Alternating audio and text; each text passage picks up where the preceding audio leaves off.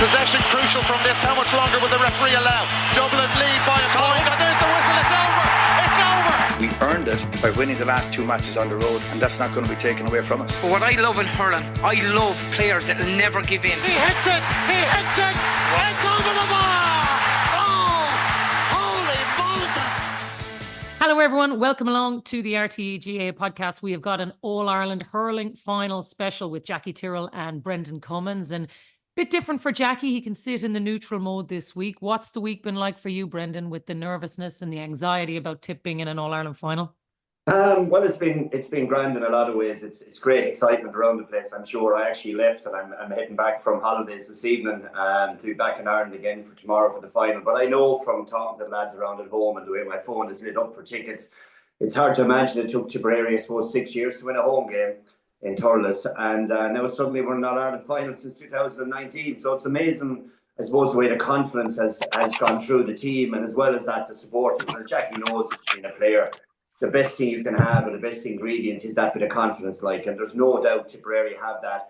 And more importantly, I suppose, in a lot of ways, Tipperary supporters have it as well, and that's fueling the players, I'm sure, everywhere they go, and the bunt and the whole lot is up. So I think we're all set. And unique final as well, playing Cork for the first time in All-Ireland final as well, obviously makes that extra bit special. There's no doubt about that. Yeah. All-Ireland final weeks, Jacqui. Give me a sense of what they're like, in a player's mind. I know the ticket stuff and all that can be tricky, but just walk me back in time about what it was like for you.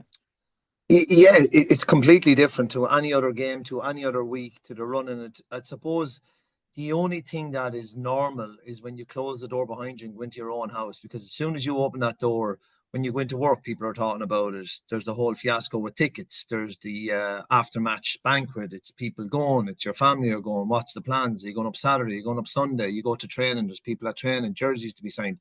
It's just a completely different dynamic. And it feels like the whole world focuses in on those two counties for that week in particular. And it's just scrutinised. I suppose I kind of crave the security of when you train. We always train Monday, Wednesday, Friday. So for that hour, when you went train on a Monday on 7, Wednesday and Friday as well, it was lovely to just be among each other, just out there poking around, and just that level of security, because it's a difficult week to navigate and it drags. You get to Thursday and you feel like it should be the Saturday. It's just that level of mental fatigue in terms of the weight of the All-Ireland final coming that Sunday. And it's a completely different game. You're meeting the president. Traffic is going to be different. So you've loads of different potholes to avoid in the build up just to get to Sunday. But look, players will be well rehearsed. Cork were there last year. Tipp have a few All-Ireland winners there as well. They'll be able to put the arm around the shoulder of the young guys and give them some pointers in terms of what it's going to be like. Stay off your phone, stay out of the limelight. If you're thinking going for a coffee, get it a takeaway. All these small things, get your mum and dad to do the shopping, stay out super value. All these things help, where you can just close the door behind you, go into your own little world, relax, take it easy and forget about the All-Ireland, because it's going to be naturally bubbling away in the back of your mind, and you don't need a prompt every time you walk down the street or walk into work about it. You'll get enough of them that week. So that's the kind of stuff that you've to weigh in. And look, for the supporters, it's a dream. It's great. You do the complete opposite. You go out and you talk to people. You listen to the podcast. You listen to preview shows. You go down to town to talk about people. So it's chalk and cheese. But for the players, it's all about 3:30 Sunday. Yeah. I just wonder as well on that, our generation, Jacqui, certainly me anyway, social media was just starting to get going. But these lads have their phones all the time, like all the rest of us. So it's very hard, I'd say, the week of a match, like your Instagram feed, all your social media feeds all would channel what I suppose people are talking about around you. So every time you open your phone to maybe get away and look at whatever cats fighting dogs or whatever it is for a laugh, it would feed in all the time, the match. So I think the modern player has that extra layer to try to get away. For me, it was easy for me to go back to Arfin or Ballybeck and close the door, and it was grand, turn on the television. Whereas now everybody's so connected with the bloody phones, it must be fierce hard to get yourself really into that bubble. It must be extremely tricky, and a big change from when we were playing. If you think of it, the only kind of outlets was really TV or newspaper, Brendan. There was no the amount of podcasts are done now, the amount of content that's out there of people with opinions this week, like this form, so it's all those extra difficulties for players to navigate. But I suppose players probably should be logging out their social media Wednesday, Thursday this week, going into their own little world, and maybe Googling cats fighting dogs. But I don't think we'll do too well out of that one either. Is there a joy in the youth of that though, Brendan? Like, let's say take a couple of those lads who you would have had with the under-20s, where maybe this is a sort of a new experience for them, and maybe this sort of not knowing all the things that Jacqui is talking about, and maybe just actually enjoying the moment and having the freedom of youth to be able to go out and try to express yourself and not be worried about that kind of thing. There could be something in that too. There's no doubt, and we'll probably touch on the longevity of some of the players that are playing the weekend, but when you're young, you don't care, like, you know what I mean? Yeah. You just play. There's an energy, there's an excitement. I think those players, even though I suppose it's lesser national attention, but Darragh and the boys have all played in our Ireland final 2 years ago against Offaly, right? And there was a tension that Nolan Park was full. All this kind of stuff was going on. Then they learned from the errors or from the experience that would have happened in that year. And then this year they went back down to Nolan Park again. Right, there's no doubt it's the big circuses in town now and you're playing our Ireland final. But they've had these little steps along the way that has kind of gotten them ready for the moment that they're going to have on Sunday. Now, nothing can prepare you, Jacqui, will tell you. Walk out into Croke Park. You probably have maybe a half an hour before the throw-in. You're on the pitch, which is another big, long time. There's advertising going on the big screen. There's probably big blow-up hurling balls around the place. It's a full circus, and you're trying to warm up. So all those different things are bombarding on you. But youth will mean that you have no baggage. You haven't been there before. Darragh and the boys will just go, God, this is some opportunity. I can't believe there's so many here. And the adrenaline and the hair standing on the back of their neck. And then if you look at the other side of the fence with older lads, or maybe some of the Cork fellas are saying, we were here this time last year, we have to win. Oh my God. Do you know, this kind of thing? So there's always mind games, no matter what side of the fence you're on. If it's your first game, or it's the middle, or it's the last game you think you're going to have, there is always the demons in your head. And how you deal with those is the players that will perform best in that Ireland final day. And I think for some of those older heads, Jacqui, let's say the likes of a Patrick Horgan, a Sheamus Harnedy, a Conor Lehan, you think about the big days that they've had in the Cork jersey and not managed to get over the line. I think they probably know more than most when the opportunity is there. You have to seize it. Yeah, and that's it. You think of the opportunities, and you think, I don't know for whatever reason, but I think back to that Cork Clare All-Ireland when they had that game won, and young Milan had that sideline well up deep into Clare territory. And I'd say if you did 3 or 4 different options, they probably would have won the All-Ireland. And they're the opportunities that will gall you that you didn't take. So time is running out for these guys. So I'm sure Sheamus Harnedy, Conor Lehan and Hoggy are drilling that into the Cork lads this week. That has to fuel them that they haven't got over the line and have been so close on so many times. So it's 2 different teams in 2 different spheres in terms of where they're coming from, their journey, the level of experience. You know, there's optimism in youth, there's great energy, there's experience on the other side in Cork mixed with some youth as well. I'd like to have a bit more of a mix than the other. I think Tipp are probably a bit more extreme in terms of they have some guys that have probably been around a good while and they've this great crop of young lads coming. Cork probably have a bit more mix in terms of being there last year, but you also have to remember they didn't get over the line last year. The All-Ireland medals are in the pockets of the Tipp lads below in Lochmore and these places, so that has to count for something too as well. It's a big week for both. The pressure is all on Cork. The hype train is in full flow. I see they've tattoos of the 25 All-Ireland already locked and loaded. You know, all that stuff is kind of dangerous talk. Doesn't really seep into the group, but it's out there, you know, and people will comment on it. But it's an interesting dynamic, both of them. And listen to Liam Cahill during the week. God, he seemed very grounded. He seemed very, very clued into what was going on. And you know, I think it'll be a big week for him, talking to the likes of Oisin Donoghue, Robert Doyle, Darragh McCarthy, all these type of lads, and his role will be huge in them. And look, you also have a certain Kilkenny man in there with a few All-Ireland medals as well. I'm sure he'll be able to relay, particularly to Reid Shelley, in that, in terms of what to expect. Yeah, Liam as well, I suppose, Liam was with Waterford when they got to Northern Ireland final. I know it's during COVID, there was empty stadium, all that kind of stuff. But at the same time, he still had to make all the mistakes for all the world that you do as a manager going into a game when not anybody has had that experience before. So he has that experience of looking after young players, especially the underage level and Tipp. Then you have the Waterford experience. So you can say he's had that dry run for all the world. And now, you know, so that should stand to the preparation, I think, of the Tipperary lads as well. Does it suit them, Brendan, that there's all that talk? Like Jackie's right. People have seen the tattoos. We've heard bookmakers paying out on Cork winning the All-Ireland. so much earlier in the year. Like Pat Ryan called it a fiasco early in the year, and he was right to like kind of quell it all, but it didn't stop. And I think actually Liam Cal might be delighted to see all that kind of stuff going on this week. Yeah, and it's kind of like it's instinct, I suppose, that everybody wants to be the underdog. I see even watching that quarterback thing on Netflix, and even those players were going, "Oh, I have something to prove here," and they got better. Do you know what I mean? So if you're being chased all the time, and Jackie will speak better on this because Kilkenny were very good at being chased from my memory back in the day. But like when you're being chased, it is a way different thing than when you're the one who's doing the chasing. So I think the big test for Cork on Sunday will be, and we'll find out if Tipperary can get a goal or 4 points or 5 points ahead.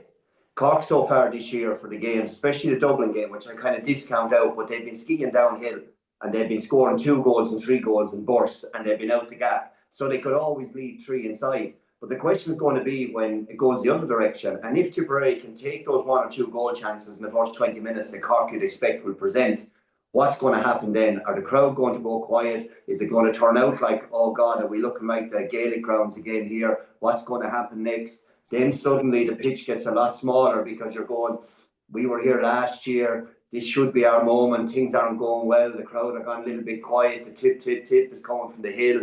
So all those different things. And we will only know about Cork until that happens. And then we'll find out. And even Cork players themselves, they can talk about it. As we would have spoken about it in the past, the players, look, if things go wrong, this is what we're going to do. But it's only when you're actually in the hot water that you find out what's going to happen next.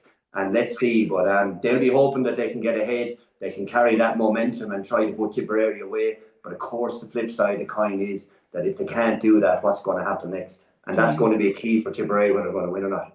Well, I think for both sides, though, Jackie, like to turn that on its head, like I think Cork have scored 17 goals, Tip have scored 15. Both of them have proved that they are goal-hungry teams, and that's what they'll go after. I would expect that once the ball throws in, one of them goes for a goal early, and whoever gets on top, it becomes that savage run of a shootout. And I think that's what people are expecting. But I think both of these teams will feel if that's the way you want to play it, that would actually suit both of them down to the ground. They want to mix it. They want to play that kind of style and not let somebody, get the run on them. It's almost like a cat and mouse to see who wants to hit first, and let's go at this. Yeah, I think Tipp's set up early doors is going to be really important. Cork do get goals. We know that. Brian Hayes has had his hand in so many goals, has set up so many. But one thing they crave is space. They are lethal in space. So how Tipp negate that space, how they set up, what are the matchups, are really, really crucial. And Cork get goals early. And I'm not talking about the Dublin game. If you go back through the year, they go hard early for goals and they'll go through Brian Hayes or Alan Connolly. So if I was Tipp and Liam Cal, I would probably concede the puck outs and I'd get our full forward line out. And I'd probably get them to pick up the half back line and drop back the lines, because if you let space into this Cork forward line, Brian Hayes will run riot. Shane Barrett will get onto these breaks. They'll go along with the puck out. He'll be on the edge of the square, and you can only hold off the water for so long. Eventually, the seams will bust. But I think if I was Liam Cal, I'd leave Ronan Maher on the edge of the square, I'd leave Owen Conley at 6, and I'd drop it really deep. And I would go in at half-time. I'd try go in at half-time, keeping the score down. If you concede a goal in that, fair enough, but you can't concede any more goal playing that kind of defensive. And if they go in 3 or 4 points down at half-time and they're in that game, I think they have a chance. That is crucial for Tipp. And then you have the Tipp crowd still in the game, and the Tipp comes. Then you have Nolan McGraie to come in. Then you have Alan Tynan potentially probably to come in around and young Stakelum. And then that's because for Tipp's belief to probably really build, they need to stay in this game for as long as possible. Cork will want to go early. They'll want to go for the throat and get the early goals and kill Tipp off. But if I'm Liam Cal, you bring this into a dogfight. You do what you do against Kilkenny. At times, like they played really, really smart again, an extra man. And I was looking at the All-Ireland semi-final. They looked like there was no space in that Kilkenny forward line because they all dropped. Now, Kilkenny suited them. Kilkenny bunched it. But I think if I'm Liam Cal and getting those matchups right, I think Ronan Maher should follow Brian Hayes. I put on Owen Conley at 6, and I would concede the puck outs and let the full back line have it and tag your men. Get Shane Barrett nailed, and that'll allow your lads to drop back.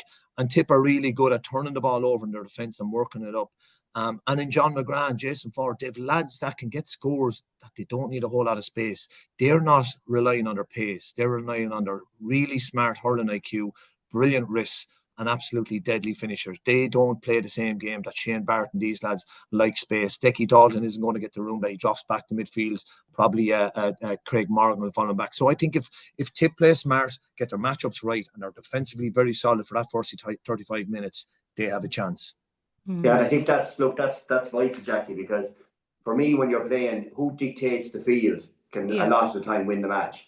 So what Cork are doing is they're playing 3v3 inside. So that's 6 players plus the goalie is 7 players. So if you do the same thing up the other end, that's another 7. That's 14 players playing inside with 21s on both sides of the pitch. So from the edge of the D on one side, the old-fashioned football D, to the edge of the D on the other, it's 8v8.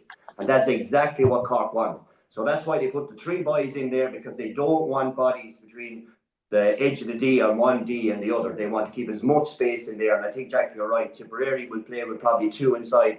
I think the reason Cork have been getting goals so early is that when you throw in the ball, you have to start with 6 forwards on each side of the pitch and 6 backs. So therefore, when they're forward, inside forwards, you're watching the 3 of them for the throw-in will go in and stand on the end line.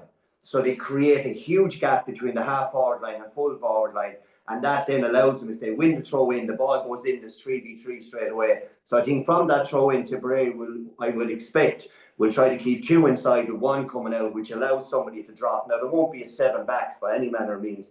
But to be fair, Jackie, that hurling IQ, I think, is, we didn't see it with Dublin, but we'll definitely see it with Conley, Ronan Maher, Brian O'Meara, all those lads. If they're standing by themselves 60 yards to tip goal, they are going to be skedaddling right back to the edge of the D to stand in front of Hayes. And I think that is what could mess up Cork, because they'll blindly hit the ball in under pressure because the 2 forwards will do it to them.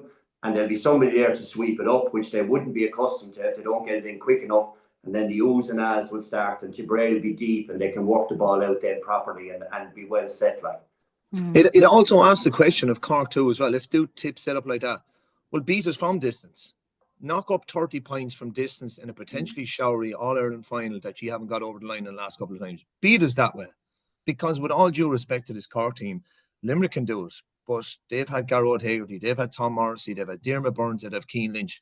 Cork have exceptional talent, but when push comes to shove, they haven't got over the line. So Liam Cowell said, right lads, we're not going to give you any goals, and we might give you 1 goal. The rest of it you're going to have to get from 45, 50, 60 back the field, and ask that question in a wet All-Ireland final, because they are giving showers as well. So I think Liam Cowell will go down that route. I think Brendan's right. If the field is stretched and there's open spaces and Tim O'Mahony's on ball and Darragh Fitzgibbon is coming off the shoulder and you've Shane Barrett buzzing around, it could be a long afternoon for Tipp. What's the setup for Tipp then, Brendan? Because when we were watching the semi-final together against Kilkenny, I was saying to you, I couldn't believe how many goals they were going for. At every opportunity, they were just going. And I was thinking in my head, why are they not just tapping some of these over? Like, this is a close game. Just stay with Kilkenny, stay in the game. But you were encouraging them to go for it early, even if they weren't taking every opportunity. Yeah, it's a mindset thing, like, and you have to go for it inside 25 yards now in the modern game. And I said in the podcast before the Kilkenny game, Tipperary are really good at strike passing the ball 30 yards. Now, Fitzgibbon will get it and nearly run it as fast as someone will hit it. Tipperary don't have that kind of pace, we'll say, 40 yards to the opposition goal. But what they do have is there's somebody that will strike the ball and put it right there at the catching side, so you just have to hit it, like we saw with John McGrath when the ball breaks out.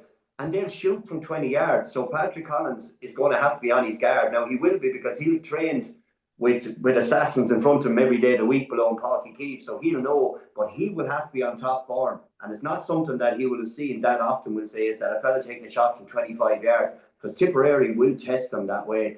And it's a kind of a boldness that's in Tipperary, I suppose, is that when the confidence is up, they'll go for it. I remember in Jackie's team, the first 10 minutes, who'd arrive in the edge of the square, more often not Henry. He'd come in, he'd stand there, and he'd float around, and everyone's going, oh my God, the ball would come in top, and the oohs and ahs start. So if Jason Ford and John McGrath or Darragh McCarthy inside get on the ball 20 yards out, everyone is going like that in their seat, and defenders instantly get nervous. The goalie gets jumpy. No matter, I was in that situation, I can hear the crowd going, ooh, like this, and I'm going, oh my God, there's a shot coming here, and it puts you on edge. And that's the way Tipperary forwards want you to be, keep you off balance. 2 Kilkenny defenders ran into each other, another defender slips for another goal. So all that stuff feeds into that defence and gets them that bit jumpy, and that's what you need, like, and they're able to do that, and that's been a key part of what Tipperary have done throughout the summer to get here.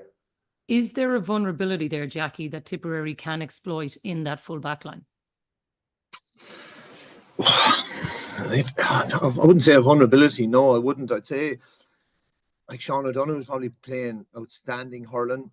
Owen Downey, probably not the same heights of last year, but he's still a very competent full back. And you know, defensively, I think the vulnerability is their brashness in the way they play. They have no problem at all if their half back line saying, right, we're going toe to toe with your half forward line. Wherever you go, we'll try hedge back one. But if we end up out being in the middle of the field and there's 40 or 50 yards in our full back line, we back them every day of the week. And to be fair to them, they have the answers all the time. But could Sunday be the day when they don't have the answers? Could one of them slip? Could it come? It's a bold defensive strategy. It's one I admire. They did it against, you know, a Limerick team with Aaron Gillan inside. And they'll give up scores, but they also know that when they look out, that they have game changers at the other end, that look, if we give away a goal or a couple of points, we have guys at the other end that can do it. So that's probably the small bit of a vulnerability, that if Tipp can get runners through that middle when that ball goes inside, that there is opportunities to get a run on him. But Rob Downey is such a key player for this team, and particularly that defensive structure, what he offers at 6. You just don't go down the middle with a puck out, because he's going to win him every day. Very good on the ground. When he comes out with that ball, we see what he did last year in the goal. He's such a linchpin for that team. And when he's not there, you see the loss. Kieran Joyce is hurling really well one wing. Mark Conan has brought a real kind of a meanness to his game. Like, there's a bit of a nastiness have to come in. So that half back line, and because they push so hard, it puts pressure on the opposition, because they don't have time to get the head up and look up and zing these balls in. But John McGrath is probably in the form of his life. Jason Ford was outstanding in the semi-final. Darragh McCarthy, will he start? Will he not? Oisin O'Donoghue has been exceptional when he came in. They have probably opportunities there. If Cork are not really at it in terms of their half back line, if their full back line slip at anything, it's a high-risk game. One that's gotten to an All-Ireland final, and who am I to question?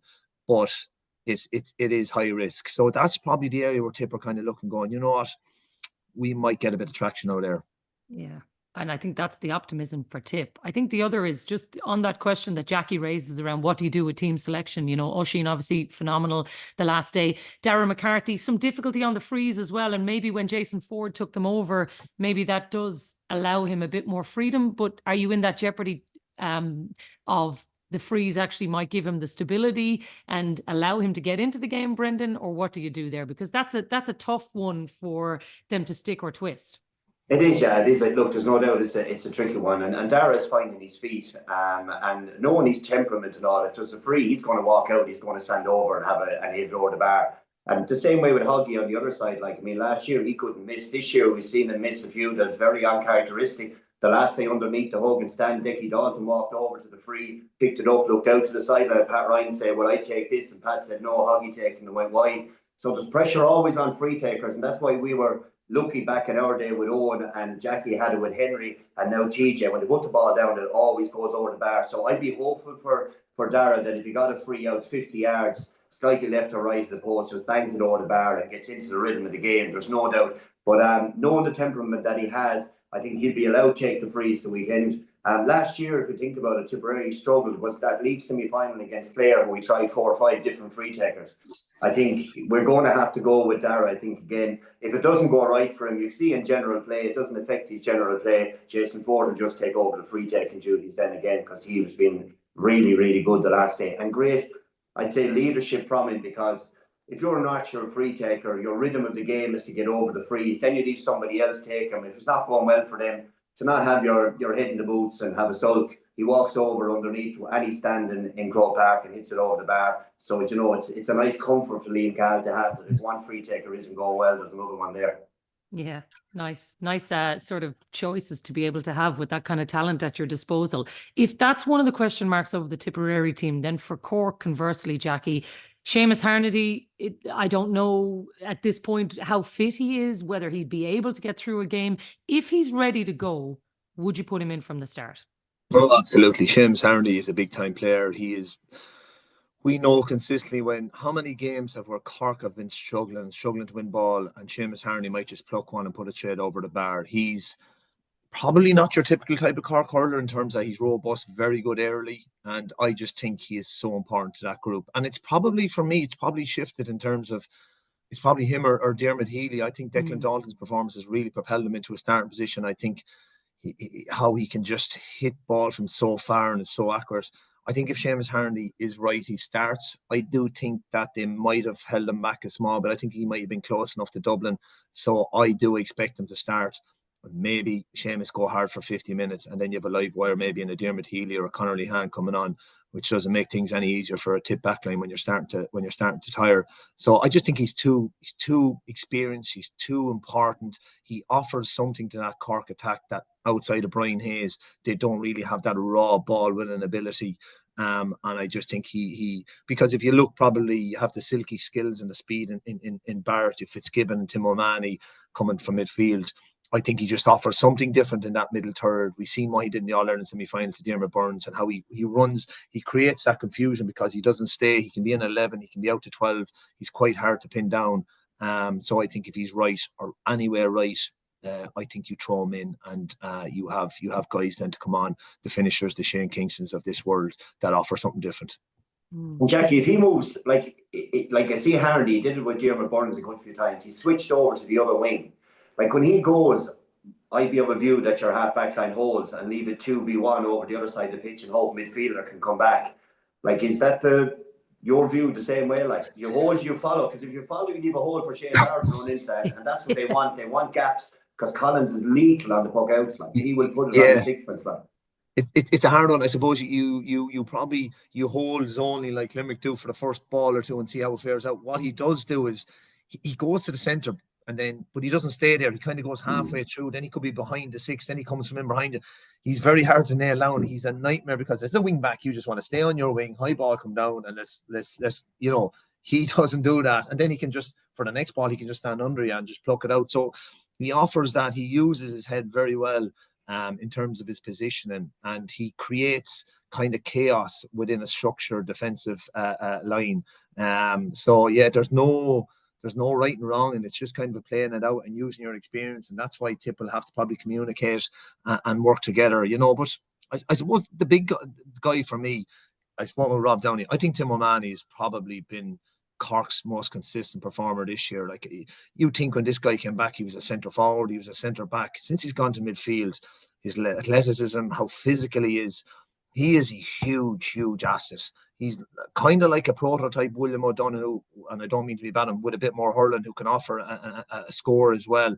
He's very, very physical as well. So that spine of that Cork, Downey, the two Downeys, Tim O'Mahony and Darragh Fitzgibbon, then you're into Shane Barrett, and we all know about Alan Conley and Bryant. They're very strong up the middle.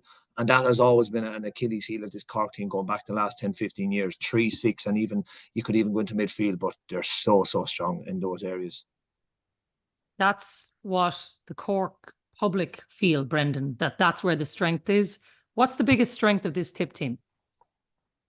I think it's that experience and hurling now. I think is what it is at the back, especially. Like Robert Dyer has brought unbelievable legs to the full back line, which has fixed a huge amount of problems. I mean, he's sprung up out of the ground on the goal line for the last shot to clear it off the line.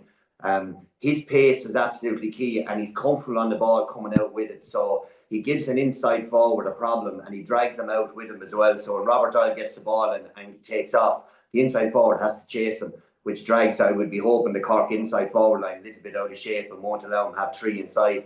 Certainly Ronan Maher going into full back. Connolly has been a huge plus now. I mean, Jackie spoke about long range points. If Cork let him swing the Hurley from 90 yards, I mean, that's sailing between the posts. He's been really, really good. So I think that variety that Tipperary bring, along with the goal threat, the work rate around the middle third has been really good. But I think Tipperary's probably their biggest superpower is the way they can turn over the ball with the stick. So if you come out of the fence with the ball and you go to play over or through Tipperary players, they're really, really good at the hand, onto the Hurley and down, and they get you then on the counter attack. Because essentially that's what hurling is, a game of counter attack. So they've been really good at that as well. But the goal threat is something that we'll all see. But I think around that middle third, the way they were able to protect themselves, the way they were able to push up against Kilkenny when the rain came in and the breeze got up a small bit, even though they were 5 or 6 down, they were brave enough to push up. So that hurling know-how, I think, is the key thing for Tipperary. And when the pressure is at its highest, and we spoke at the very start of this around our Ireland medal holders and all that, when you look around the pitch, when it's at its highest, you're looking at the lads who've done it before. And even at half time, if things are going a bit sideways, they'll speak, and you know they're coming from speaking but knowing. And that's a big thing, I think, as well for Tipperary coming into this one, if you were to say what was in their favour. We think the likes of Nolan McGraie, Jacqui, and just what he's managed to do with some of the young lads, his ability to reinvigorate himself, to still be able to come on. And I know his point controversially was waved wide the last time, which was the right decision in the end, which we got to. But just his leadership, his qualities, what he does for this team. And if he was to get a 4th All-Ireland medal, I don't think there'd be a person in the country that would deny it to him because of what he has managed to do for hurling people over the years. He's just been a joy to watch. Sure, he's one of the most beautiful hurlers that's in the game at the minute, Jacqui. He's a joy to behold. He plays the game with a smile on his face, even chatting to him after the game. You know, a very humble, simplistic guy. I don't mean to mean he's probably the granddad of the team if you think of Robert Doyle and how young they are, and like how he embraced Darragh McCarthy down after getting sent off. Gotta thought, you know, the leadership that he's shown, like, and even a small thing, how smart was he when he was on the ground to get that flick for us, you know, during his goal? Like, how many lads would have done that? Not too many. But Tipp, I thought Tipp got a huge impact off their bench. I thought, obviously, Noel was so pivotal, the huge block, that little flick, what should have done his goal. I thought Alan Tynan's impact from a physical work rate point, I thought was huge in that middle third as well. So you have Noel and his merry men coming off the bench at whatever time that Liam Cahill, and he seems to get that timing perfect of when Noel introduced. And there's no doubt the roar he's going to get when he comes on. If Tipp are still in that game when Nolan McGraie comes on, by God, that's some shot in the arm for him. And so, look, who would deny Nolan McGraie 4th All-Ireland medal? Who would deny Hoggy his 1st All-Ireland medal? These are true greats of the game, playing into the twilight of their career, outstanding role models, great ambassadors for the game. And, you know, whoever wins on Sunday, one of those is going to go away with an All-Ireland medal. But look, Nolan McGrath's influence, and you kind of wonder, is he better off starting him and getting 50 minutes off him? But it's only when you see his impact when he comes off the bench going, you know what, the right hold him. It's huge. Even for the roar alone that will come when Nolan McGraie enters that arena the weekend, it's just going to be so, like, if I'm a Tipp player there and you see Nolan McGraie coming on, the roar comes on, by God, that'll give you some lift to go hard for the next 3 or 4 balls that are coming your way. It would, and if you think of Nolan, right, has 3, right, but Hoggy doesn't have any. So you can imagine, like, if the full-time whistle goes and Cork are bet by 3 points, like, it's just so soul-destroying for a man who's given so much. If I was to speak up for the Cork crowd for a minute, like, who's given so much to the game, like, you would have marked him, Jacqui, I'm sure, and I would have played against him as well. Marked him in his 1st All-Ireland, I think he'd only done the leave insert that year, Brendan. Was it? Oh, God. And just like he done after the match, he probably hadn't a hand to do with it before. I asked him how did English paper 2 go. He didn't give me any answer. 2 hands go right in plaster Paris, like this coming out after the game. But what's going on? It's but sorry, a funny story. I did tell him that he's too young to be on the pitch and that he should be up in the stand watching it. He didn't even respond. I think you didn't ask him about the primary game. But it's like, but that pressure, like, I mean, even for his colleagues around him, I know, like, if Nolan McGraie was in my dressing room and he'd won no All-Ireland and I was 26 years of age, I'd be saying to myself, there is no way on this earth I can leave that man walk out of Croke Park today without having an All-Ireland medal. Now, that's a positive if you want to spin it that way. But again, it can be flipped into a negative if things start going a bit sideways. So these are all the things back to that psychological thing. But it would be a shame in a lot of ways. And I hope Hoggy plays next year so he can win one next year instead. But at the same time, for a man who's given so much to the game, like, he's been an absolute joy, like, to see him play. Even the flicks the last day, he never had electric pace, although he rounded Carl Barrett, I think it was that year, and he spun off but below in Páirc Keith. But he has adapted his game no more than Nolan McGraie has come out around the middle of the field. Time seems to stand still when the great players get the ball in their hand. And it makes the game look so easy. And Hoggy, to be fair, is one of them, right up there with Noel, and of course TJ Reid, who we saw him gracing the field a couple of weeks ago. Unbelievable as well. Like. Just on a question on that, right, before I finish up and ask you your gut feelings about this. Those players, like Brendan, I know you played until you were 38. Jacqui, you played till you were 34. You're seeing these players still at the height of it now. You know, it's not like they're trailing off like Hoggy. Sheamus, Harnedy, TJ Reid, what they're doing. Like Kilkenny people are already begging for TJ to stay going next year because of what he's doing. Just their ability to stay going at this age. Like, I don't know how you feel about them, Brendan, or what you're seeing. Is there something different that they're being able to do right now to keep themselves at this level? Well, first thing I'd say to all of them is their families. Yeah. And I want to say thanks to their families for giving them the time to do it, because it is so difficult. Like, you know, I was lucky at home. People were able to look after the kids and all. Like, the amount of training that goes on, everyone wants to play forever. The thing is, are you allowed to give the space to rest? Can you keep the diet going? Are you able to, I say, eat the right foods, be able to have a space when you go home? So the family life at home allows all these people to do it. And it's great to see them with their kids out on the pitch after the game. Do you know what I mean? But that is, for me, the absolute key. Then after that, of course, the drive is in them. Of course, they're blessed with the fact they've minded their bodies up until this point, that they're still structurally able to do it. They haven't had hamstrings or backs, or they don't have big knee bandages on them like the Viking back in the day. Do you know what I mean? So they keep themselves really, really well. And there's a pride in the way you try to keep yourself. But also then sometimes, and I found it in my last year, I said, look, I'd rather be gone a year and people say you stayed too long than you left too soon than to stay too long, because it leaves you within 3 or 4 months. Like in 3 or 4 months of heavy training, suddenly you can't hardly get out of bed in the morning. Suddenly you're stepping out of training the next night. But these fellas obviously are being managed properly by Liam MacCarthy and Pat Ryan. But they also have that fire burning inside them that says, I am not going to let go of this until I win another All-Ireland. And it's inspiring their counties. There's no doubt about that. It's absolutely inspiring. And I second that. I hope TJ Reid stays next year, because it'll be a terror if he does pack in. He has so much to offer again. But for now, it'll be down to Nolan, Harnedy and Hoggy to try to win their All-Ireland medals. And I think, Jacqui, it's the key is stay going for as long as you can stay going, because I'm sure you miss it when you step away from it big time. Yeah, and we always kind of have the same. When you're gone, and it's someone else's, and the wheel keeps going. And but what the guys are doing is phenomenal. And like, to think of Hoggy and TJ up around 37, 38, Noel is mid-30s, Sheamus Harney's not far off that. It's a phenomenal feat. But Brendan is right. It's your support network around you. Like, when I played, I had no kids. It's only when you have kids and you see the challenges that are there. Like, you know, when the kid wakes at 3 or 4 in the morning, you know, and your wife or your missus has to carry that burden. That's tough for them, like, you know, because to get rest, to look after yourselves, it's for people, it's so hard to play at the top level. It really is. And to stay going into your 30s, and the mental resilience of picking up injuries, of knocks, of not having as much time to rest and recover, and not being able to lie in the couch for a couple of hours on a Saturday because you're wrecked after training and you have to get up and mind kids and family and all that. That's so hard. So, but to your point, Jacqui, you're right. It's not like they're hanging in at number 30 on the panel. These guys are pivotal roles. Nolan McGraie could win the game when he comes on the weekend. We're talking about how important Sheamus Harnedy is. Hoggy, like, he's on the freeze. He's still one of their main men. To be at that elite level, like, as you said about TJ as well, like, we'll be in such trouble when he does go. Hopefully it won't be next year.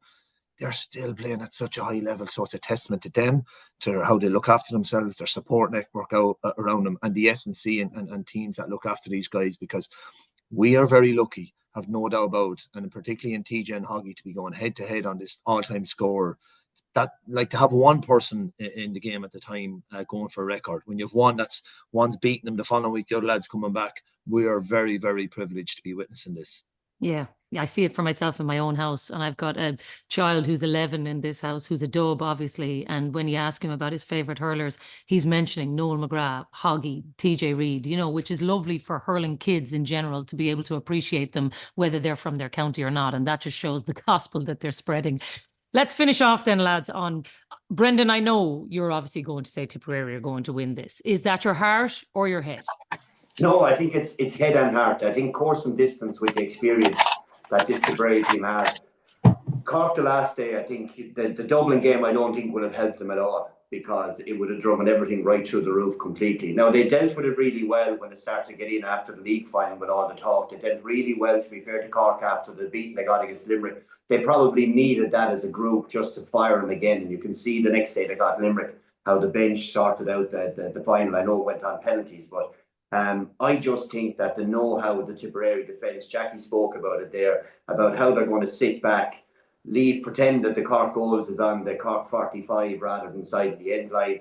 and play deep and bunch it and congest it and frustrate the life out of them, and then say, right lads, what are you going to do next? Can you hit the ball over the bar from 80 yards, 90 yards? And if you can start to trail wide, then the oohs and ahs starts.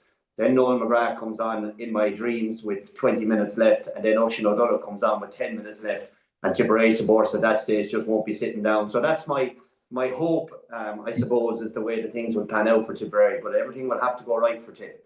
There's no doubt about that, because Cork, in fairness to them, they're a real juggernaut. But there's no need for me to try to put pressure on them. It's all on them already, to be fair to them. And it's on Tip as well, because they have this opportunity now. You never know when you're going to be back in one.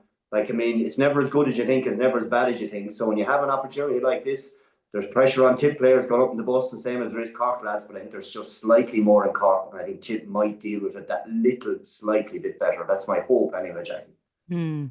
It's pressure on both teams, just in very different ways, Jackie. Who do you think is going to handle it better, and ultimately, who do you feel is going to win this All-Ireland? In terms of the pressure, there is more on Cork. I do feel last year's experience will help him. And one person we probably haven't mentioned, and I think has had a huge influence on this group, is Pat Ryan. Yeah. How good has he been these last couple of years?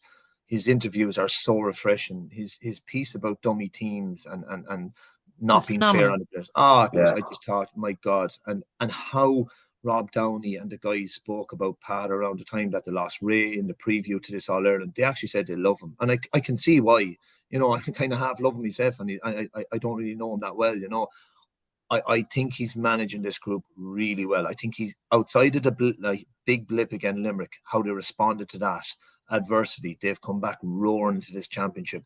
And they've managed the hype from early on. If you think when they won the league, everyone was tipping their cap to them. Then they got walloped by Limerick. They dealt with that really well.